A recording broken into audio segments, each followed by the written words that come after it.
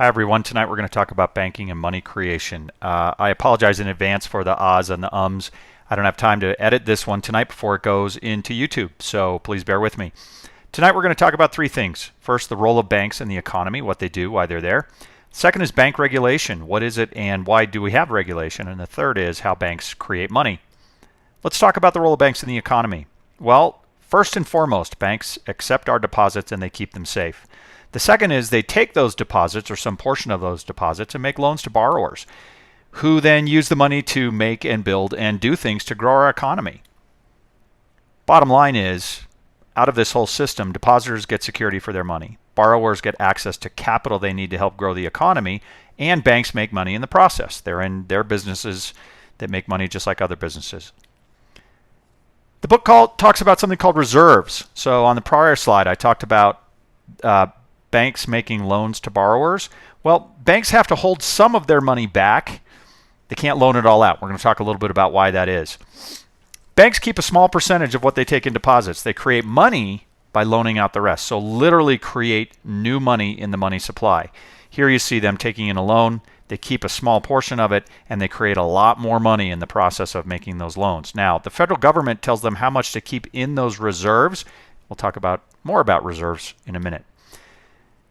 When we talk about what banks have versus what they owe, what we have in our accounts versus what they have in their accounts, we're going to use a method called the T account from accounting. It's called T account because it looks like a T, as you can see. On the left side are assets, on the right side are liabilities. Think of assets as things that the bank owns, owned by the bank. Think of liability as things they owe other people. On the asset side, you have loans and cash reserves. So loans are just what they sound like. When the Klein family took out a mortgage, they took out a loan from a bank, in our case, Wells Fargo. The bank owns that loan. They can call that in anytime they want because they gave us that or loaned us that money. Cash reserves are money that banks hold on to that they haven't loaned out. On the liability side are deposits.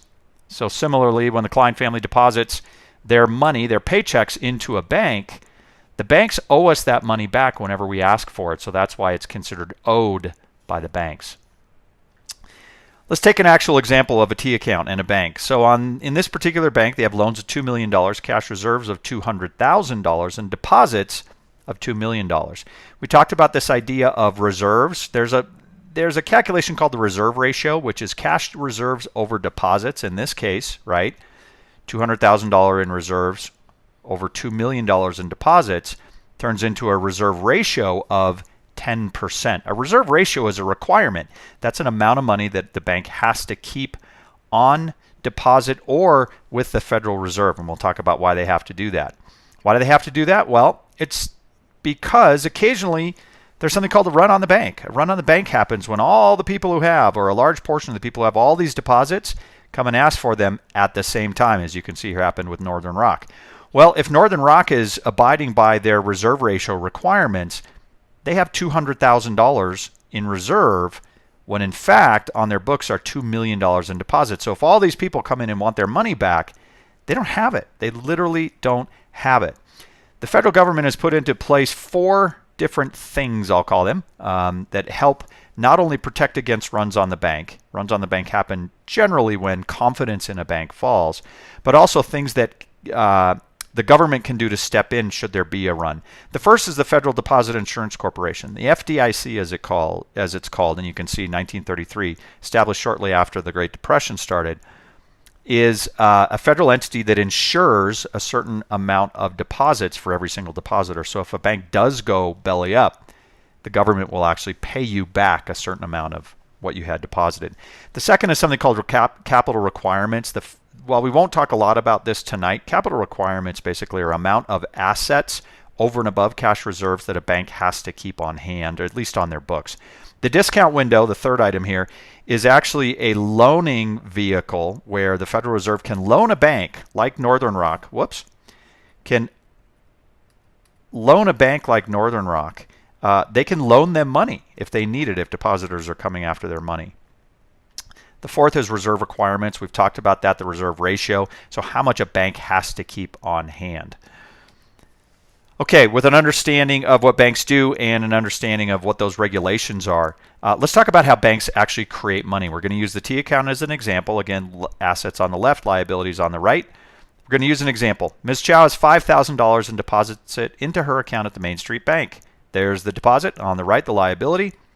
And the asset is the cash reserves that represent the balance of what she put in there. Now, step 2, Mr. Loazo takes out a $4,500 loan and uses it to buy a used car from Bennis's Bentleys. What does that look like? Well, there's the $4,500 loan that Mr. Loazo took out. And importantly, that loan is going to decrease the cash reserves on hand by the amount of the loan, or $4,500. Now you see here the second sentence in that second step. Mr. Bennis then deposits the $4,500 into his account at the Cherry Creek Bank. Same idea here, assets, liabilities. He makes that deposit of $4,500. Cash reserves increase just the way they did when Ms. Chow made her $5,000 deposit. Now Ms. DeMond goes to the Cherry Creek Bank, takes out a $4,050 loan to start her global economic consulting business. What does that look like? Well, she gets the loan from Cherry Creek Bank of $4,050, and the step that happens similar to up here that I didn't put on this one is that their cash reserves would decrease by an amount equal to the loan. So it would leave them with $500 of cash reserves. So let's summarize. There are the 4 steps we just talked through. Deposit of $5,000, loan of $4,500. Somebody then takes that $4,500, deposits into a different bank, and yet another loan is created. Here's something to think about. How much M1 was created through that whole thing? Well, the initial deposit of $5,000 created M1, additional M1 of $4,500 from the first loan, $4,050 from the second loan. Total of $8,550 was created from that $5,000. How much could we create in total with those deposits, or rather, how much could the banks create? Well, we have an equation for that. It's the amount of the deposit divided by the reserve ratio, the amount that the bank has to keep on hand. Doing that math for this example where we had a 10% reserve ratio equals $50,000. So an initial deposit of $5,000 could turn into $50,000 of additional M1. Let's talk about the monetary base and the money supply. The money supply is the combination of checkable bank deposits and currency in circulation. Monetary base is a combination of bank reserves and currency in circulation. You can see how these two cross over. There's an important equation we use called the money multiplier. The money multiplier is the ratio of the money supply to the monetary base, and what we use it for is an indication of the total number of dollars created in the banking system by each $1 addition to the monetary base. So what happens when bank reserves increase by $1? What happens when currency in circulation increases by $1? It's important for us to understand the money multiplier, because we want to understand, again, the total number of dollars created in the banking system by each $1 addition to the monetary base. I took a look at what's been going on with the money multiplier, again, this ratio of money supply to monetary base over time since 1985, and I was surprised to see how far it's gone down, and then this dramatic dip here. Now, lest anyone think this is an indication that the economy isn't doing well, it's quite the opposite. I believe this is a reflection of Fed policy. What's happened over time is bank reserves have increased dramatically, especially here in the period 2009 to 2015.